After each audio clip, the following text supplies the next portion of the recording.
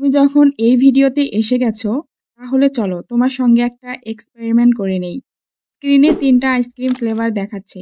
এর মধ্যে যেকোনো ২টা সিলেক্ট করো। তোমাকে কিছু সেকেন্ড দেওয়া হচ্ছে। 3, 2, 1. ডান? আমি জানি বেশিরভাগই সহজে সিলেক্ট করে ফেলেছো। এবার আবার স্ক্রিনে আরও কিছু আইসক্রিমের ফ্লেভার দেখাবে। এবার ২৪টা ফ্লেভার। এবারও ২টো বেছে নিতে হবে। এবার সময় লাগছে, কনফিউশন হচ্ছে, তাই না? ঠিক এরকমটাই আমাদের জীবনের সঙ্গে হচ্ছে। আমরা আমাদের ব্রেনকে এত বেশি অপশন দেই যে সেটা ফ্রিজ হয়ে যায়, থমকে দাঁড়িয়ে যায়। তুমি অ্যাম্বিশিয়াস, তুমি অনেক কিছু করতে চাও, কিন্তু কিছুই করতে পারো না, কারণ তোমার এনার্জি চারদিকে ছড়িয়ে ছিটিয়ে আছে। তুমি জিমে গিয়ে বডি বানাতে চাও, কিন্তু জাঙ্ক ফুডও খেতে চাও। তুমি খুব ভোরে ঘুম থেকে উঠতে চাও, আবার রাতে অনেক দেরিতে ঘুমাও। তুমি কাজে ফোকাস করতে চাও, আবার বন্ধুদের সঙ্গে আড্ডাও দিতে চাও। ফলে কি হয়? তুমি কিছুই অর্জন করতে পারো না, আর তোমার উপর লেজি ট্যাগটা জুড়ে দেওয়া হয়। কিন্তু আমি বলছি তুমি লেজি নও, তুমি শুধু আটকে আছো। এই ভিডিওতে আমি তোমাকে দেখাবো কিভাবে তুমি এই আটকে যাওয়া অবস্থা থেকে বেরিয়ে আসতে পারো। পরের কয়েক মিনিটে পুরো গেমটাই বুঝে যাবে। প্রথমে দেখানো এক্সপেরিমেন্টটা ইয়েল ইউনিভার্সিটির এক রিসার্চে দেখানো হয়েছিল। তারা দেখেছে যাদের কাছে বেশি অপশন ছিল তারা বেশি কনফিউজড হয়েছে এবং কম স্যাটিসফাইড ছিল।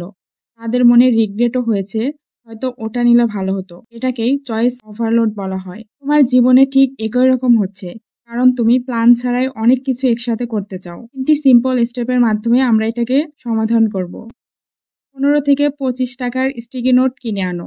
পরের দিনের মাত্র 2 থেকে 3টা টার্গেট সেট করো। সেই টার্গেট স্টিকি নোটে লিখে ওয়াশরুমের আয়নার উপর লাগিয়ে রাখো।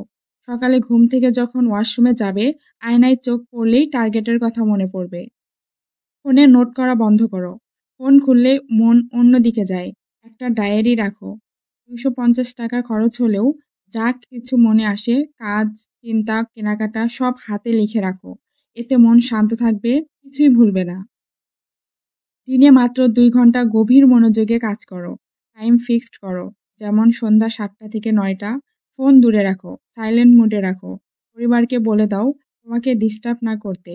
শুধু নোটবুক আর ল্যাপটপ নিয়ে বসে পড়ো। এক জায়গা থেকে না উঠেই কাজ শেষ করো। বেশি টার্গেট নিও না, শুধু 2টা থেকে 3টা। আমি 2 বছর আগে হিমাচলের এক ট্রেকিংয়ে গিয়েছিলাম। 14,000 ফিট চড়ার দিন আমার সঙ্গে এক আফ্রিকান 48 বছরের মহিলা ছিলেন। তিনি আমাকেও হার মানিয়ে চড়ছিলেন। আমি জিজ্ঞাসা করলাম, আপনি এত এনার্জেটিক কিভাবে? তিনি বললেন, আমি কখনো লক্ষ্য দেখি না, আমি শুধু পরবর্তী ধাপটা দেখি। এক ধাপ করে এগিয়ে চলি। লক্ষ্যটা অনেক দূরের হলে ব্রেন ভয় পায়। ভয় থেকে আসে ক্লান্তি ও অলসতা। এই মনোভাব আমার জীবনকে বদলে দিয়েছে। এখন কি করো? তুমি হয়তো আজ ভেবেছিলে 5 পেজ লিখবো, হেঁটে যাব, 20টা প্রশ্ন সলভ করব।